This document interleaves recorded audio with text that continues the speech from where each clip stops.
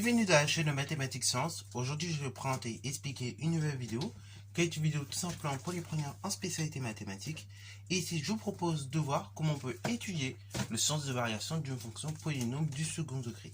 Alors donc ici, on a une fonction f qui est définie sur R par son expression algébrique, donc développée, qui est de la forme f de x égale 3x carré moins 6x plus 4. On demande d'étudier le sens de variation de la fonction f et tracer l'allure de la courbe. Ok.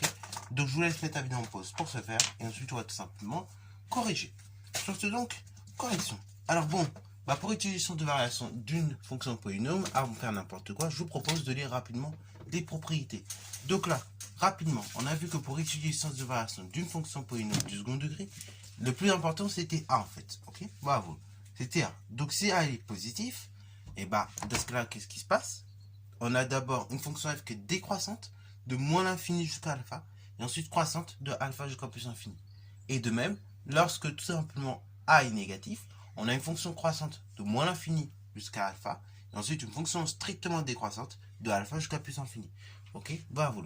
Alors donc là, ce qui va nous importer également quand on va faire du coup l'étude du sens de variation, c'est non seulement de trouver la valeur de a, voir si elle est positive ou négative, et après de trouver les valeurs de alpha et de bêta. Ok, donc alpha, je rappelle également comment on calcule, et ça va être moins b sur 2a. Et donc, bêta, c'est l'image de alpha, en fait, tout simplement.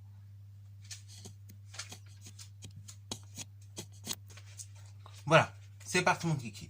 Alors bon, tout simplement, on va se lancer. Et donc, on va d'abord calculer tout simplement notre alpha. Ok, bravo. Enfin, avant même de calculer alpha, on va déjà déterminer les coefficients de nos fonctions. Donc ici, on a a qui est égal à combien? A, il vaut 3. B, il vaut combien? Il vaut moins 6. Et C, il vaut 4. Maintenant, on va calculer alpha et bêta.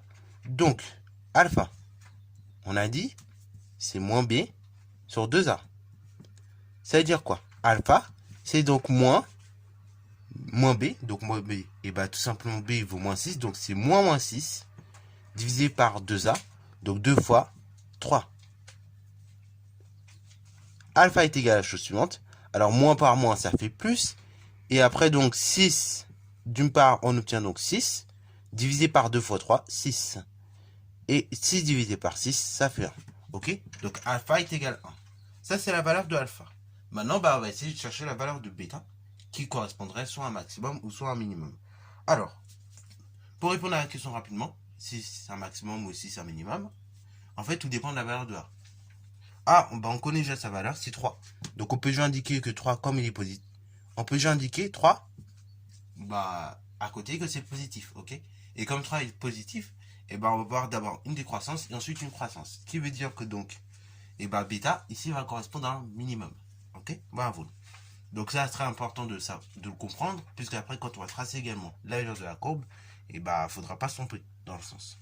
Alors du coup, bêta, on a dit c'était f de alpha. Ce qui veut dire donc bêta, c'est f de 1.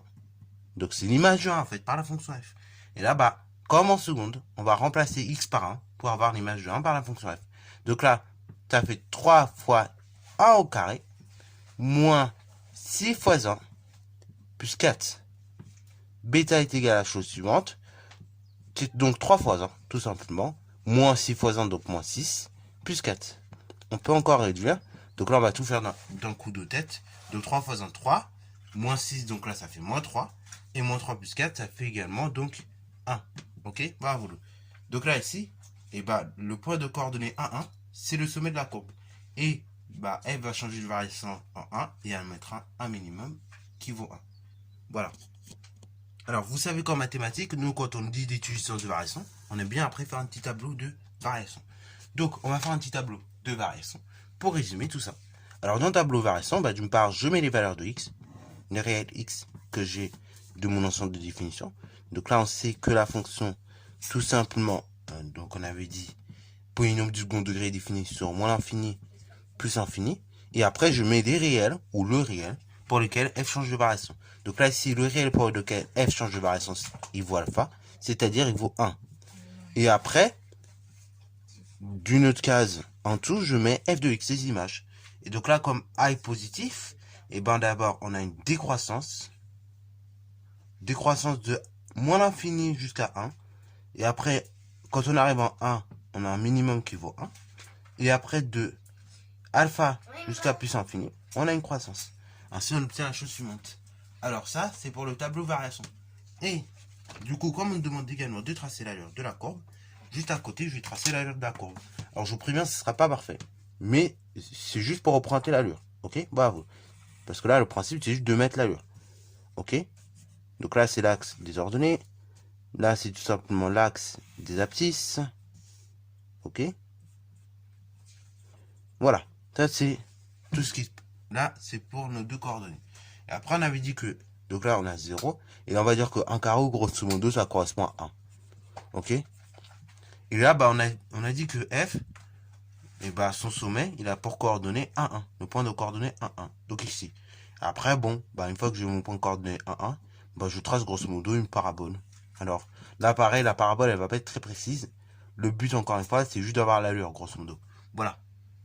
Et donc ça, c'est pour l'allure de la parabole, ok? Donc grosso modo, on a une parabole de ce style-là. Alors après, elle peut être beaucoup plus fermée, comme elle peut être beaucoup plus ouverte. Ça va dépendre bien évidemment de nos coefficients, ok? Voilà. Plus les coefficients sont grands, plus en général la parabole se ferme. Et plus les coefficients sont petits, et plus la parabole va être ouverte, ok? Voilà. Si on peut dire des choses comme ça. Alors si vous voulez, donc je vous afficherai juste là à l'écran quelque part, bah, la représentation graphique donc de notre fonction obtenue à la calculatrice, ok? Et vous verrez grosso modo, et bah là ici, on a une fonction qui a à peu près la même allure qu'ici, ok?